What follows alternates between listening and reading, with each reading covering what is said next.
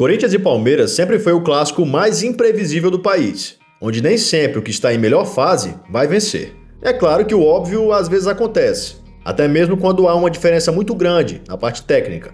Mas quando se trata de Corinthians e Palmeiras, tudo pode acontecer. Por isso, nesse vídeo eu vou te mostrar 3 vezes que o Palmeiras sentiu na pele que nunca, jamais se pode duvidar do Corinthians. Em 2009, o Corinthians de Mano Menezes enfrentava o Palmeiras de Vanderlei Luxemburgo. Um jogo histórico que poderia ser encarado apenas como mais um derby. Até porque era só mais um jogo de Campeonato Paulista. E não era nem fase mata-mata. Porém, esse simples jogo de mais de 10 anos atrás é lembrado até hoje por um motivo mais que especial. E esse motivo tinha nome: Ronaldo. Ronaldo Fenômeno, que havia estreado em um jogo antes, contra o Itumbiara, pela Copa do Brasil. E olha só que interessante. Nesse jogo, Ronaldo poderia ter estreado com um gol, se o Douglas tivesse passado a bola. Mas quis o destino que Ronaldo não começasse sua história no Corinthians de uma forma tão simples. Até porque aquele jogo já estava resolvido. Um cenário bem diferente do derby, em um domingo à tarde e em um estádio bem diferente. E era ainda mais raiz que o próprio Pacaembu, no caso em Presidente Prudente. Eu me lembro desse jogo como se fosse ontem, não pelo fato de ter sido um grande jogo, até porque não foi. Na verdade, foi bem ruim. Um campo em péssimas condições e 2 times que ainda estavam em pré-temporada. Mas a rivalidade deixou o jogo mais emocionante. Inclusive, que saudade de assistir um jogo do Corinthians na Band com a narração do Luciano do Vale, hein? E o que tornou o jogo mais emblemático é que o Palmeiras foi quem abriu o placar, com o gol de Diego Souza em um lance bizarro do Felipe. Naquela altura, parecia que seria o gol da vitória alviverde. Ronaldo começou aquela partida no banco de reservas, até porque não tinha condições de atuar em um jogo inteiro ainda. Mas aí o técnico Mano Menezes resolveu arriscar. Chamou Ronaldo, que entrou no lugar do lateral esquerdo, Escudeiro. E embora ele não tivesse em sua melhor forma, ainda mais vindo de lesões sérias nos joelhos, uma coisa nunca mudou. Ele ainda era o Ronaldo. E só isso bastava. E a cada toque dele na bola era nítida a diferença de percepção de um jogador comum para um fenômeno. Aos 33 minutos do segundo tempo, Ronaldo se livra do marcador e acerta o travessão. O fenômeno ressurgiu.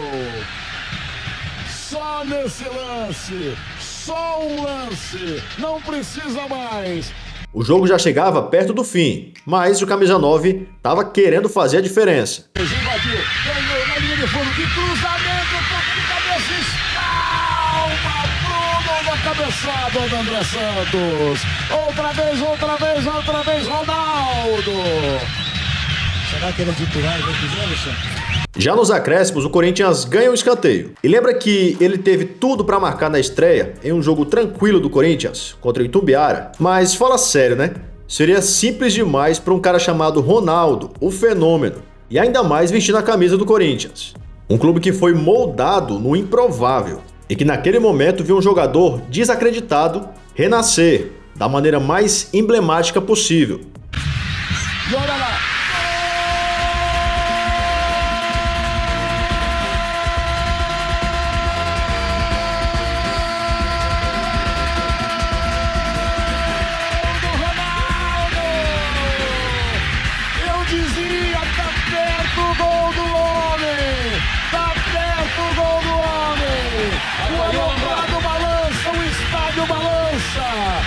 Caiu o alombrado, o Brasil balança, na cobrança do escanteio, Ronaldo, o fenômeno, eterno fenômeno, meteu de cabeça lá dentro.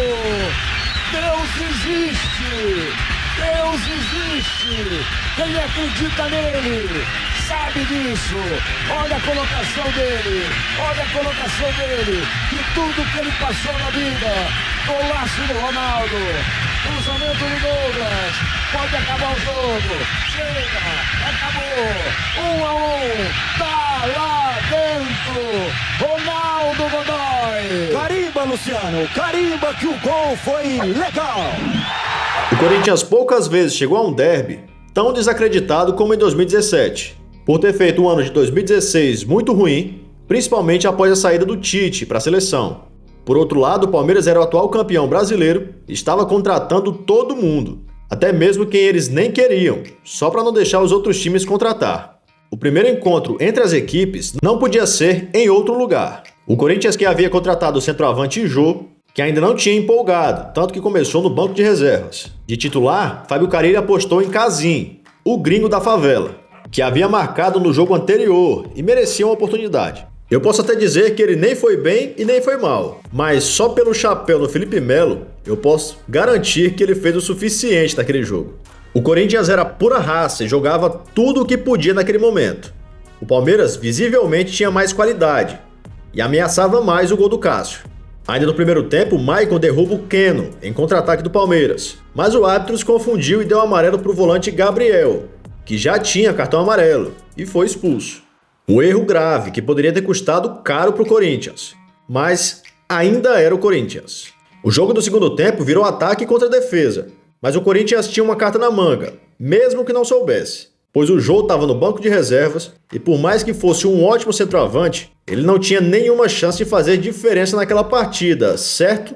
Bom, se ele não tivesse no Corinthians, eu até diria que sim, mas ele estava. O Jô finalmente é colocado no jogo e em uma jogada onde não sairia nada na teoria, o Maicon quis pagar para ver. Ele conseguiu roubar a bola e tinha Jô como opção. O interessante é que a bola ainda teimou, mas ela só quis dar um pouco mais de emoção. E na segunda tentativa, ela chega no Jô. Jô que naquele momento renasceu e fez a arena literalmente tremer. Entrou na primeira, conseguiu na segunda, Jô ficou na cara do gol!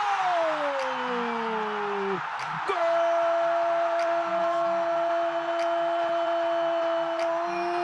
Jô! Gol do Corinthians!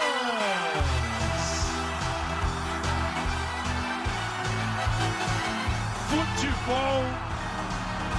Não vou dizer que futebol é uma caixinha de surpresas, porque eu estaria criando uma frase excepcionalmente nova.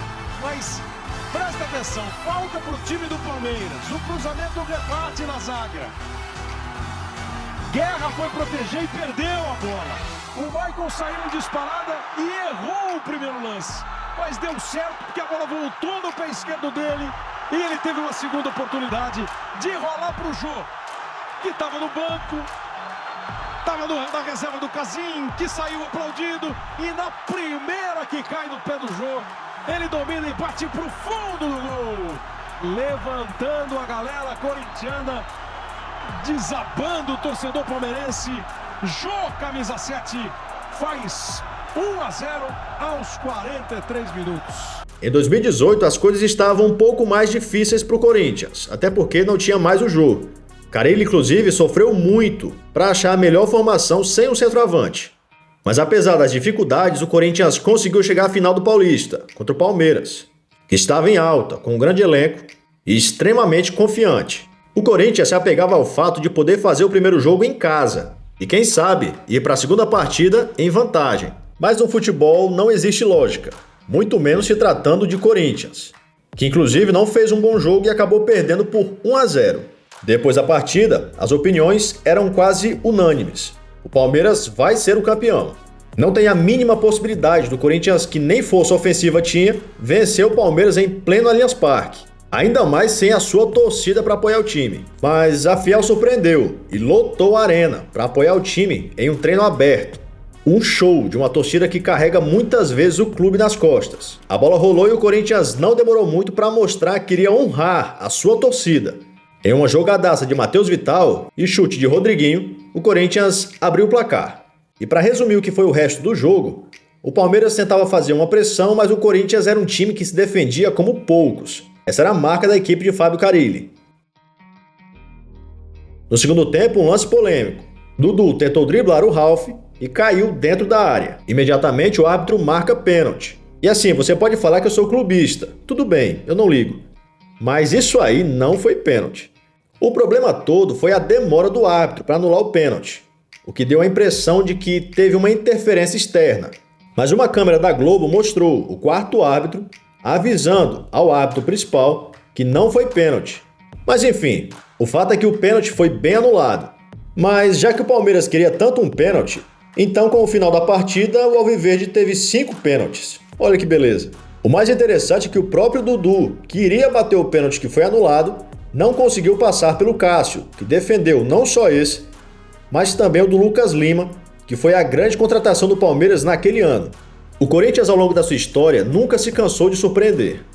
E coube a um jogador criado pelo clube cumprir o seu papel de fazer a Fiel ter orgulho do que estava vendo. E, claro, de fazer o chiqueiro ficar em silêncio. Autorizada a cobrança do Maicon.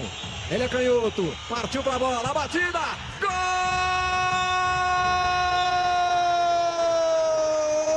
do Corinthians!